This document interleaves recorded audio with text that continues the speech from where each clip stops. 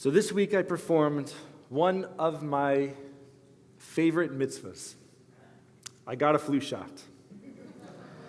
I am vaccinated now, and I am both personally protected from the flu, and I cannot spread the flu to others, although apparently it takes 2 weeks, I think, for that to work.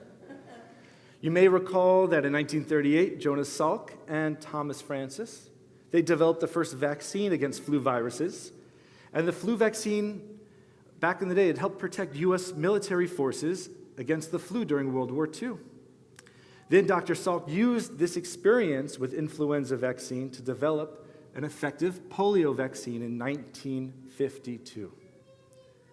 The fact that this viral gene continually changes is one of the reasons why every year folks like me, and probably many of you, go to get vaccinated, because the immune response to one flu viral strain will not protect you against a different strain of the virus.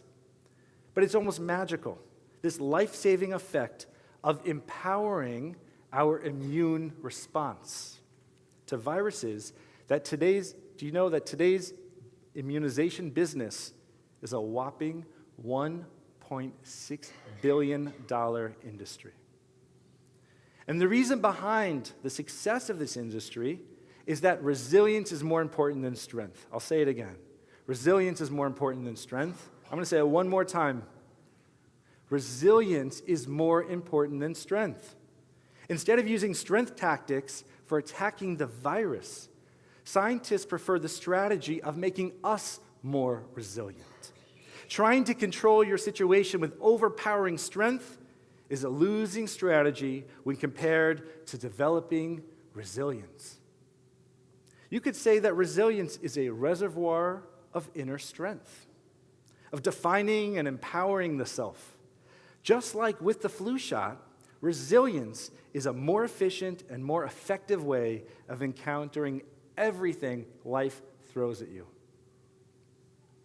Physical resilience, and you know who I'm talking about. There's some folks here, one person in particular who taught this to me, refers to the body's capacity to adapt to rising challenges, maintain stamina and strength in the face of demands, and recover efficiently and effectively when damaged or besieged.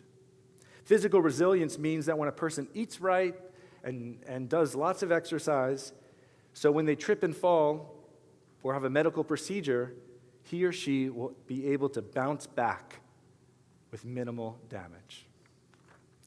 Emotional resilience, well, that refers to one's ability to adapt to stressful situations or crisis.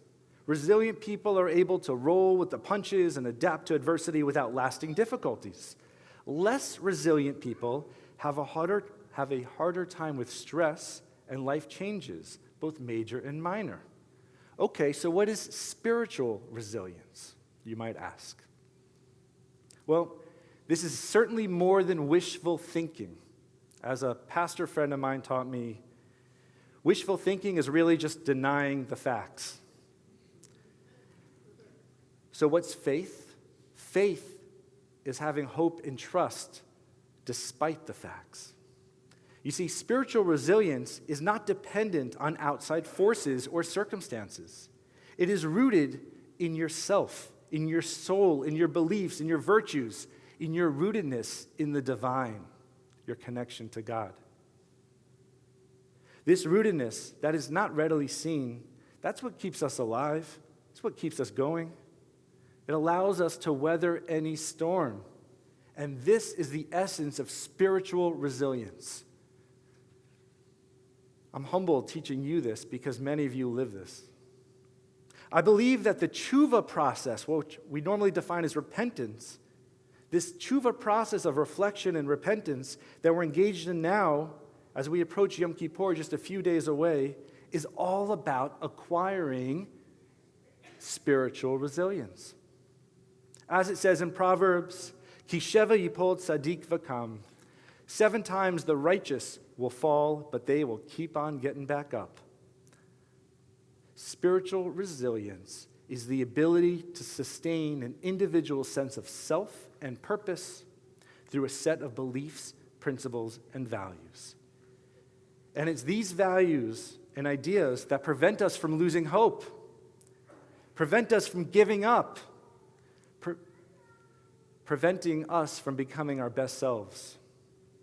And I promise you, as we acquire spiritual resilience, we will create infinite moments of holiness each and every day of our lives.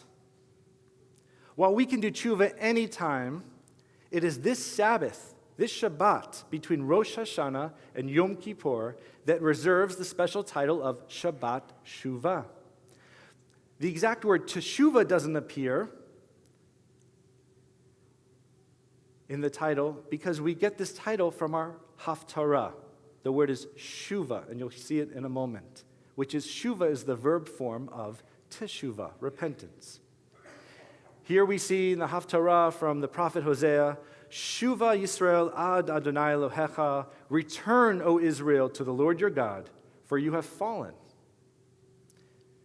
Then take these words with you and return to the Lord. Say to God, forgive all guilt and accept what is good. Instead of these sacrifices, we will give you offerings of our lips, songs and prayers.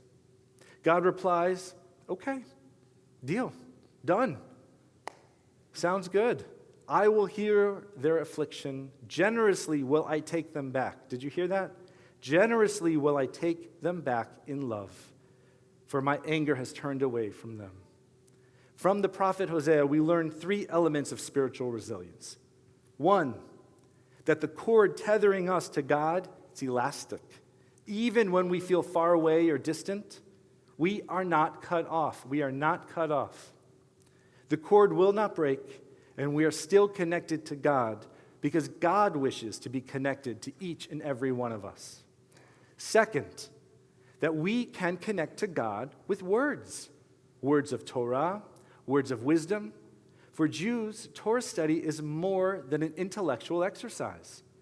Nor is Jewish literacy about reading the most number of books or achieving an end goal. You see, for us, the study of Torah is a practice, a part of living that we make time for each and every day.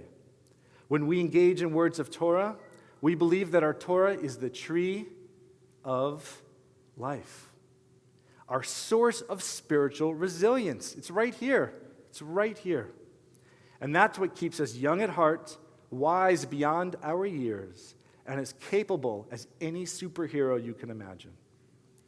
The prophet Hosea declares that the offerings of our lips, it really works. And through our speech, we can mend relationships with others, and we can talk to God. Chosen words have the power to heal, and we must be open like God and receptive when others ask for forgiveness. And finally, the prophet Hosea says that God will take us back generously with love. We must not be the ones resisting apologies. We must allow ourselves to be forgiven, to know that our self is worthy of love, worthy of compassion. So tshuva means living with integrity, telling the truth, living a life that matches your values, and this will grant you a reservoir of infinite inner strength, real spiritual resilience that will help you stay connected to the Holy One and, like we said, create moments of holiness in your everyday interactions. I still don't love getting the actual flu shot. I like the idea of it. And I still cringe, and I need encouragement from the nurse who says, come on, you can handle it. But I can imagine Moses from our Torah portion, Vayelech, shouting at me, Chazak v'amatz. Be strong, Feival, be brave, be resolute. Moshe shouting, wishing for me and for all of us the blessing of resilience. Moses is 120 years old, and he had his share of struggles and mistakes and opportunities to make things right. And that's why his last teaching that we're reading at almost the very end of the book of Deuteronomy is how tshuva, spiritual resilience, it's at the heart of being Jewish. It's in our DNA. And we will become stronger and braver as a result.